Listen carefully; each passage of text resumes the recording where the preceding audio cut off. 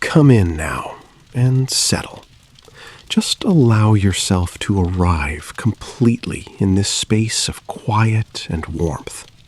There is nothing you need to do, nothing you need to think about, except the gentle unfolding of this present moment.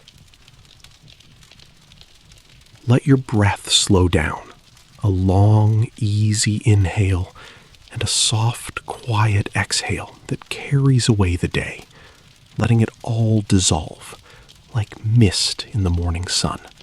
You are sinking slowly, deeply into the most wonderful, heavy armchair. Feel the sheer substance of it beneath you, the solid, steady oak frame that has held generations of tired bodies, and now it holds you. It supports you completely. The chair is covered in a thick, heavily woven wool, a deep forest green, and as you press your fingers into the fabric, you can feel the individual nubbly threads, a slightly coarse yet deeply comforting texture against your skin. It's a dry, honest fabric with no artificial softness, just the pure, warm, grounding feel of natural fiber. As you shift your weight ever so slightly, you can almost hear the faintest whisper of the wool fibers rubbing against each other, a soft shushing sound of contentment. The warmth of your own body is being reflected back at you by the dense material, creating a perfect little cocoon of gentle heat that envelops you from your shoulders all the way down to your legs. And just in front of you, the fireplace breathes. It is the heart of this cabin, a living, breathing presence of warmth and light. Just listen. Listen to its soft, constant language. A low, steady crackle, like someone walking on dry leaves in a distant forest. A gentle, intermittent hiss as a hidden pocket of sap in a log finally gives way to the heat. A tiny, fleeting sigh. And then a sudden, soft pop, sending a little shower of brilliant sparks dancing up the chimney like tiny, short-lived stars. Each sound is a gentle reminder that you are safe. You are warm. You are exactly where you need to be. Resting on the wide wooden arm of your chair is a heavy ceramic mug, cupped perfectly now in your hands. Feel the weight of it, the comforting heft. The surface is smooth and glazed, but the heat from within has permeated the thick clay, and it radiates a profound, steady warmth into your palms. A warmth that travels up your wrists and into your arms, loosening every muscle. This warmth is an anchor, grounding you. You lift the mug slowly, so slowly, bringing it closer to you. As it nears your face, a gentle cloud of steam rises to greet you, invisible but so present, carrying with it the most beautiful, calming scent. It is the aroma of chamomile flowers and a hint of dried lavender, and perhaps a touch of something earthy and sweet, like dried sage. It's the smell of a garden sleeping under the moonlight, the smell of peace itself, brewed just for you. You bring the smooth, thick rim of the mug to your lips, pausing for just a moment to feel its perfect, warm pressure. And then you take the smallest, most deliberate sip. The tea is not hot, not anymore. It is the perfect temperature, a liquid warmth that flows over your tongue, down your throat, a gentle, golden river of calm. You can taste the soft, apple-like notes of the chamomile, the floral whisper of lavender, a single drop of honey stirred in long ago, leaving only its ghost of sweetness behind. You swallow, and you can trace the path of that warmth as it spreads from your center, radiating outwards into your chest, a lovely blossoming heat that meets the external warmth of the fire and the chair, leaving no part of you untouched by comfort. You lower the mug back down to the arm of the chair with a soft, dull clink of ceramic on wood, a sound that feels final and deeply satisfying. Your gaze, which has been soft and unfocused, now drifts into the glowing heart of the fire, into the bed of embers, and this is where time seems to slow down to a crawl. You are watching a miniature silent universe burn and breathe. The colors are mesmerizing. There are deep, pulsating pockets of the most intense, glowing cherry red, the very core of the heat. They throb with a slow, steady rhythm, like a sleeping dragon's heartbeat. Around these pockets, the color softens into a brilliant, liquid tangerine orange, and as you watch, a piece of wood, now more charcoal than log, silently crumbles, a soft collapse that reveals a new, even brighter landscape of incandescent light beneath. Tiny, brilliant yellow lines of fire race along the cracks in the wood, like lightning in slow motion. And at the very edges, where the intense heat is surrendering to the room, the embers are coated in a fine, velvety gray ash, an insulating blanket that glows with a faint, soft, internal light of its own, a pale, ghostly orange. The shifting, breathing, crumbling, and glowing is a slow, hypnotic dance, a visual lullaby, and with every soft pulse of light, your eyelids feel just a little heavier, a little more ready for rest. The soft, pulsing glow of the embers, the deep, steady warmth that holds you so completely. It is so present, so real.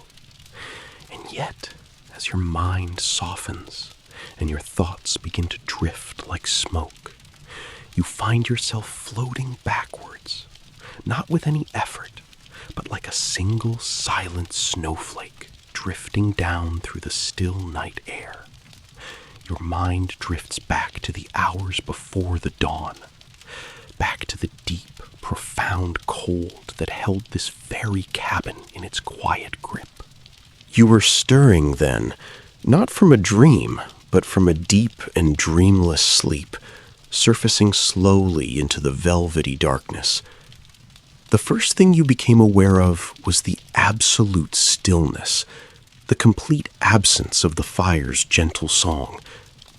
The only sound was the faint, ghostly whisper of the wind finding a tiny crack in the window frame, a low, mournful hum that only served to emphasize the deep silence within. And the cold. It was a living presence in the room, a vast, invisible ocean in which you were submerged. You could feel it on your cheeks and the tip of your nose, a crisp, clean chill that was sharp and invigorating. Your breath, when you let it out in a slow, deliberate plume, would have turned to a cloud of silver mist in the moonlight, had there been any light to catch it. Slowly, methodically, you pushed back the layers of heavy wool blankets that had been your warm and weighty cocoon. You could feel the drastic, immediate shift in temperature as you moved your legs, one at a time, out from under their protection. The air on your skin was shockingly, breathtakingly cold. Your bare feet met the wooden floorboards, and the cold that shot up through the soles of your feet was intense. A solid, profound chill that felt as if you were standing on a smooth slab of river ice. You did not flinch. You simply accepted it, standing for a moment in the absolute dark, letting your body acclimate. Your hands found the clothes you had laid out the night before. First, the socks. They were thick, so wonderfully thick and heavy, knitted from a coarse, oily wool that was meant for pure function, not for show. You could feel the weight of one in your hand before you even began to put it on. As you pulled it over your foot, you could hear the soft, rustling, fibrous sound of the stretched wool, a comforting, scratchy whisper. The sock was cold to the touch, but you knew its insulating power. As you pulled it up your calf, you could already feel the bite of the floor's cold begin to recede, replaced by the dry, scratchy promise of warmth. You repeat the process with the other foot, the same slow pull, the same soft, shushing sound of wool against skin, until both feet were encased in their protective shields. Next, you reached for a heavy brass lantern sitting on the small bedside table. Your fingers, already numb with cold, met the metal, and the brass felt even colder than the air, if that were possible. It was heavy, solid, with a smooth, polished surface that had no warmth to give, only to take. You lifted it carefully, its weight a familiar comfort in your hand. With the thumb of your other hand, you found the small, knurled cap of the oil reservoir. You began to unscrew it, and the sound it made was exquisite in the silence. A slow, deliberate metallic squeak, the sound of dry brass threads protesting faintly as they turned against each other. Once it was free, you tipped the lantern just slightly, listening for the soft, viscous slosh of the lamp oil inside, a low, thick liquid sound that told you there was plenty for the morning. A faint, sharp mineral scent of the oil reached you, the clean, functional smell of potential light. You screwed the cap back on, the metallic grinding sound now in reverse, until it was snug and tight. Finally, you sat on the edge of the bed and reached for your boots. They were heavy leather, stiff with cold. As you picked one up, you could smell the faint, rich aroma of tanned hide and beeswax polish. You slid your wool-clad foot into the boot, and the sound was a satisfying, muffled slide, a soft shoof of wool against the smooth, cool leather interior. And then the lacing began. You took hold of one of the thick, waxed cotton laces, feeling its stiff, slightly sticky texture. You threaded it through the first brass eyelet, and it made a soft, quick zip sound. You pulled it taut. Then the other lace. Zip. The sound was a quiet, rhythmic sequence, a soft metallic shink as the lace passed through the eyelet, then the soft friction of you pulling it tight. Over and over. Shink, pull. Shink, pull. A slow and steady meditation in the dark. Each pull brought the stiff leather sides of the boot closer together, securing your foot, preparing you. The final act was to wrap the laces around the top of the boot, the rough texture of them whispering against each other as you tied a firm, solid knot. You repeated the entire ritual with the second boot, lost in the quiet sounds and the precise, familiar movements. And when you were finished, you placed your feet flat on the ground, solid, grounded, insulated, and protected. And you were ready. And now, you find yourself standing in that profound pre-dawn chill, your hand warm from your pocket, resting on the cold, unforgiving iron of the cabin door latch. You can feel the pitted, rough texture of the forged metal under your palm. It has no life, no warmth to give, only its solid, steadfast reality. You press down, and the latch gives way with a single, heavy, mechanical clunk, a sound that seems impossibly loud in the otherwise absolute silence. You pull the heavy wooden door inwards, and it groans softly on its leather hinges, a low, complaining sound, like a deep sigh from the house itself. The moment the door is open, the air changes. It is no longer just cold. It is something more. A solid, crystalline wall of pure, biting cold rushes in to meet you, so intense it feels like you are stepping into the heart of a frozen river. It instantly finds the exposed skin of your face, a searing, clean chill that makes your cheeks and the bridge of your nose ache with a sudden, sharp intensity. You take your first breath of this outdoor air, and it is a physical sensation, a sharp, clean intake that feels like inhaling tiny frozen needles, prickling the inside of your nostrils and the back of your throat before descending, shockingly cold, into your lungs. And yet, there is no malice in it. It is simply the pure, honest cold of the deep, sleeping world. Holding the warm brass of the lantern, you step out onto the porch. The lantern's light, a small, trembling circle of honey gold, moves with you, carving a small haven of visibility out of the immense, velvety darkness. The light falls upon the wooden planks of the porch, and you see that they are covered in a perfect, untouched layer of frost. It is not a wet frost, but a dry, crystalline dust, so fine it looks like someone has carefully sifted powdered sugar over every surface. You take your first step, and the sole of your heavy boot meets this delicate layer with the most exquisite, satisfying sound, a soft, granular crunch.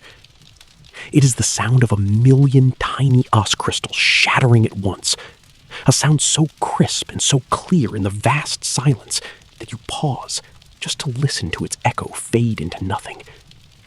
With your next step, the same soft, shivering crunch, a texture you can feel even through the thick leather and wool, a faint, brittle resistance under your weight. You stand there on the porch for a long moment, simply being. You are the only source of warmth, of light, of movement. The silence is not an emptiness. It is a presence. It is a heavy, soft blanket that has settled over the entire valley, smothering every distant sound, every rustle of life. There are no crickets, no birds, no sighing of wind in the leaves, for there are no leaves. The snow that coats the world absorbs all sound, creating a quiet so dense, so absolute, that you can feel it as a gentle pressure against your eardrums. The only sound is the whisper-soft rustle of your own woolen coat as you turn your head, and the faint, almost imperceptible sound of your own slow, steady breathing. Each exhale, a brief, ghostly plume of white in the lantern's golden glow. Your gaze, guided by the light, drifts from the porch towards the tree line, just a stone's throw away. The ground between is a perfect, unbroken blanket of deep snow, its surface sparkling with the same crystalline frost, catching your lantern light like a field of scattered diamonds. You step off the porch, and the sound changes. Your boot sinks deep into the powder, and the noise is no longer a crunch, but a soft, muffled, compressing thump, a sound of pure, quiet displacement. You lift your foot, and it comes free with a soft shoosh as loose snow falls away. Each step is a slow, deliberate effort, a rhythmic, muffled plunging into the soft, cold depths of the world.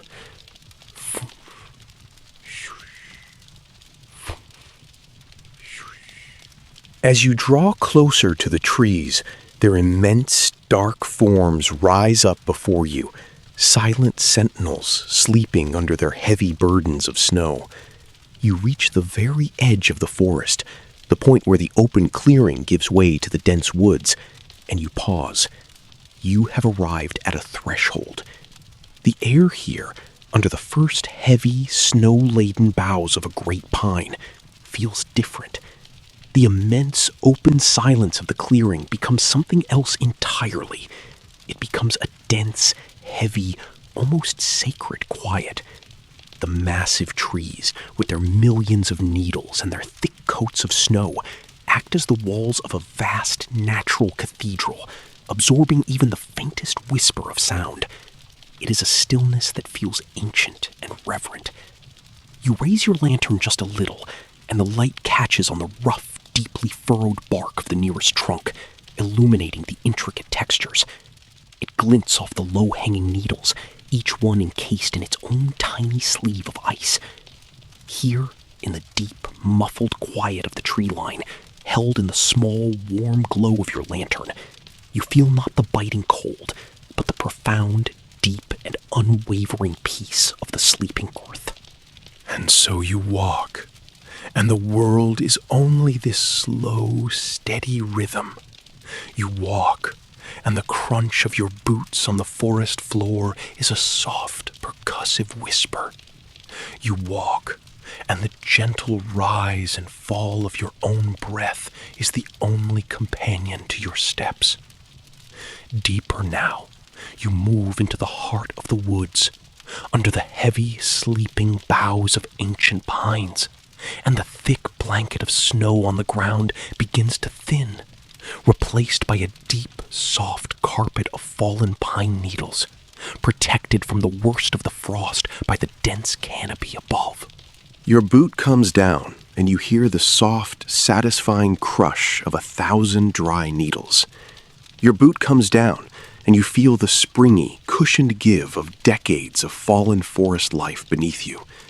Your boot comes down, and the scent that rises is the cool, damp, earthy smell of the deep woods, a rich and complex perfume of decaying leaves, of dark soil, and the sharp, clean scent of pine. And so you walk, and the crunch of your boots on the forest floor becomes your meditation. And so you breathe, and the cool, clean air that fills your lungs is a quiet reassurance of your own aliveness. The air around you begins to change. A soft gray mist, born from the subtle difference in temperature between the ground and the air, is rising from the forest floor. It is a quiet fog, a slow and silent exhalation from the earth itself. It is a fog that moves without wind, a gentle and inexorable rising. The fog drifts around your legs, cool and weightless, swirling around your heavy boots with every step you take. The fog thickens slowly, climbing from your ankles to your knees, a soft, ethereal river flowing through the trees. And so you walk, and the circle of light from your lantern now illuminates the swirling, dancing particles of mist. And so you breathe, and your own warm breath joins the fog, a plume of white that dissolves into the greater whiteness around you. You watch the fog as it moves. You watch the fog as it slowly erases the hard edges of the world. The dark, solid trunks of the pine trees just a few feet away begin to soften, their sharp outlines blurring into tall, gray specters.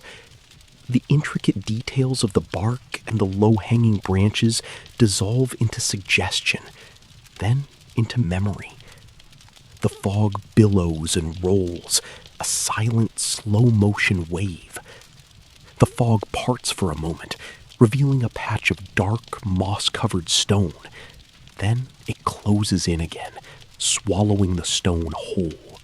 And so you walk, and the world is only the soft crunch of needles underfoot. And so you breathe, and your breath is a quiet, rhythmic cloud in the golden light. The world beyond your small circle of light has disappeared completely now. There is no longer a path ahead or a path behind. There is only the space you currently occupy. There is only the soft, forgiving ground beneath you and the thick, silent, swirling whiteness all around you. The fog is a cocoon, a soft, damp blanket that insulates you from everything but this present moment. The fog muffles the already quiet sound of your footsteps, making the crunch of needles sound distant and soft. The fog cools your face with its gentle, damp touch, a feeling like a cool, soft cloth being brushed against your skin. And so you walk, your pace slowing, your steps becoming more and more deliberate. And so you breathe, your inhalations long and deep, your exhalation slow and soft. The lantern in your hand feels heavier now, a warm, solid anchor in this weightless, formless world of gray. Its golden light seems richer, warmer, more precious as the fog presses in. The light catches the moisture in the air, creating a soft, glowing halo, an aura of gold that surrounds your small flame. This light is your focus. This light is your gentle, unwavering guide through the soft, quiet nothingness. You walk, and you notice the way the light reflects back at you, illuminating the rough, woolen texture of your own coat. You walk, and you can feel the steady, slow beat of your own heart, a deep and quiet drum that is perfectly in sync with your footsteps. You breathe, and you can smell the dampness in the air, a clean mineral scent that is layered over the fragrance of pine and earth. You breathe, and you feel the immense, profound peace of being completely and utterly alone, held safely in the soft gray arms of the forest, with nothing to do but walk and nowhere to be but here. And so you have walked, and the soft, cushioned ground has slowly, almost imperceptibly, begun to change beneath your feet. The deep, springy carpet of pine needles has started to give way, becoming thinner, more sparse, and you feel a new firmness under the sole of your boot. You are beginning to climb, the path tilting upwards in a long, gentle, and steady incline. The rhythm of your steps changes, requiring just a little more effort for each placement of your foot, and the sound changes with it. The soft crunch of needles is now punctuated by the solid, definitive thud of your boot landing on hard-packed earth and small, loose stones that shift and scrape with a soft, gritty sound. And so you climb, and the air around you seems to be thinning, growing even colder, even cleaner. And so you breathe, and each inhalation feels sharper, more crystalline, as if the air itself is being scrubbed clean by the increasing altitude. Your own breathing is deeper now, more pronounced in the quiet, a steady and powerful rhythm of effort and release.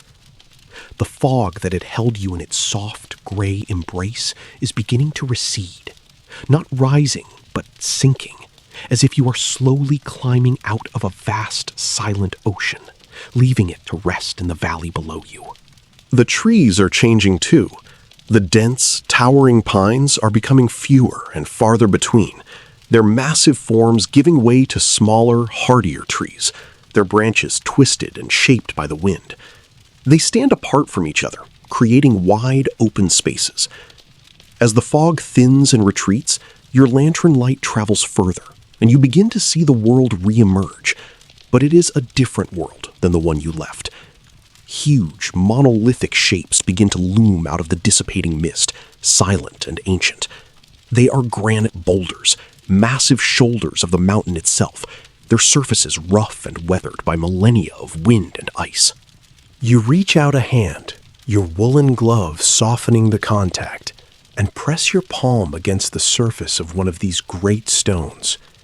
Even through the fabric, you can feel its profound, absolute cold. It is a cold that feels ancient, a cold that has been stored deep within its core through countless nights. You can feel the texture of it, a coarse and granular roughness, like petrified sandpaper, with deep fissures and cracks running through it, and patches of dry, brittle lichen that feel like stiff velvet under your fingertips. The stone is utterly still, a monument to silence and endurance. And so you climb, and the path is now a winding track between these sleeping giants of granite. And so you breathe, and the air is crisp and sharp against your cheeks, the last vestiges of dampness from the fog having vanished completely. The sky above you is no longer a uniform, velvety black. You look up, past the gnarled silhouettes of the sparse trees, and you can see a change.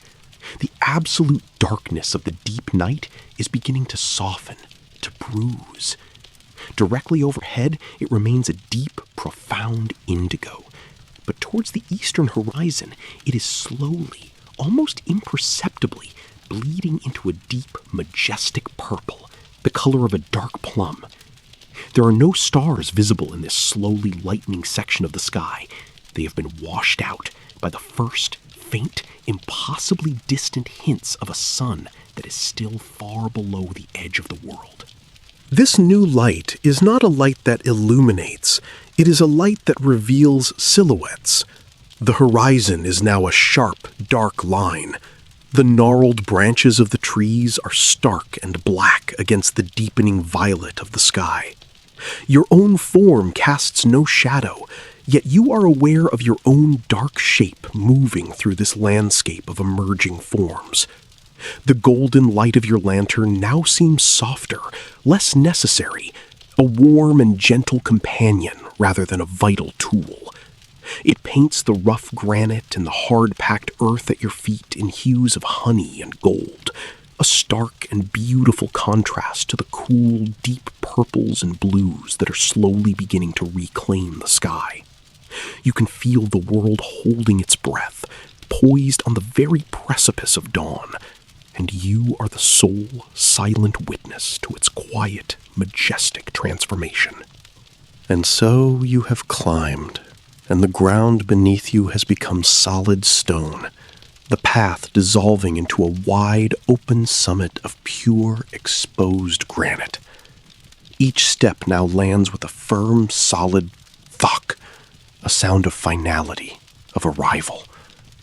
The air up here is thin and profoundly still, so cold and so clean, it feels like a physical presence against your skin, a sharp and exhilarating touch that awakens every sense. The last of the gnarled trees are below you now, and there is nothing around you but the immense open sky and the sleeping, silent stone of the mountaintop. You reach the highest point, a flat, broad slab of rock that serves as a natural lookout over the entire world. Here, you stop. With a slow, deliberate movement, you bend your knees and set the heavy brass lantern down onto the cold, flat surface of the rock. It makes a soft, solid clink of metal on stone, a sound that feels small and reverent in the vastness. The lantern's golden glow pools around its base, a warm, contained circle of light that seems to pale against the immense, unfolding spectacle before you. You straighten up, and you simply watch. Below you, the valley is a single, unbroken ocean of thick, white mist, the very fog you walked through, now seen from above. It fills every hollow, every contour of the land, a soft, undulating sea of white under a darkening sky. The peaks of a few lesser mountains poke through the mist like islands in a silent, milky sea. And then, on the far eastern horizon, the deep, bruised purple begins to give way. A single, impossibly thin line of the most delicate, fiery magenta appears, stretched taut along the edge of the world. It is so faint at first, you wonder if you were imagining it. But then it brightens, it intensifies, a vibrant, electric thread of color woven between the dark earth and the deep blue sky. And so you watch, and the line of magenta begins to bleed upwards, its color softening as it rises. The deep purple above it transforms into a soft, velvety violet, which then melts into a luminous, gentle periwinkle blue, and finally into the deep, fading indigo of the remaining night directly overhead. And so you breathe, and the cold air feels like a benediction, a final cleansing draft before the arrival of the sun. The ocean of mist below you is no longer a flat white. It begins to catch the colors of the sky. The surface of the fog is painted in the softest, most delicate shades of lavender and rose, a vast ethereal canvas reflecting the glory above. Then the moment arrives. A single blindingly brilliant point of light breaches the horizon. It is not the sun itself, not yet, but its first herald, a pinpoint of pure incandescent white gold. It crests the distant edge of the world with an agonizing slowness, and as it does, it sends shimmering rays of pale golden light fanning out across the sky. These rays, like celestial searchlights, cut through the high, thin atmosphere, illuminating everything they touch. The underside of the misty clouds turns a brilliant, glowing peach. The dark granite at your feet is suddenly washed in a pale, warm light, revealing its texture, its every crack and flaw. The very air around you seems to hum, to shiver, to fill with this new, quiet energy. You feel the first hint of its warmth on your face, a warmth so faint it is more a promise than a sensation, a phantom touch that contrasts with the profound, lingering cold of the night. The sun continues its majestic, unhurried ascent, its brilliant arc growing, changing from a point to a sliver to a blinding semicircle of pure liquid fire, and the world below awakens in a silent, breathtaking symphony of light and color. And with that first gentle touch of warmth on your skin, the memory begins to dissolve. The crisp, cold air softens. The vast, open expanse of the sky gently fades. The brilliant colors of the sunrise, the fiery magenta, the glowing peach, the pale gold, they all begin to swirl together, softening, blurring, and slowly, so slowly, they resolve themselves into the deep, warm, pulsating oranges and reds of glowing embers. The solid granite beneath you softens into the heavy, nubbly wool of the armchair. The silence of the summit is replaced by the soft, steady crackle and hiss of the fireplace, a sound you hadn't even realized had been missing. You are here, back in the cabin. Your hands are resting on the warm ceramic of your teacup, your body held completely by the heavy, comfortable chair. The memory of the cold and the climb was just that, a gentle drift of thought, a story the mind told itself while the body rested. And now, you are fully returned to this profound and simple warmth. Your eyelids feel heavy, so very heavy, weighed down by the memory of that beautiful, silent sunrise. Let them close. Let the vibrant images fade completely, leaving only the deep, dark, comfortable blackness behind your eyes.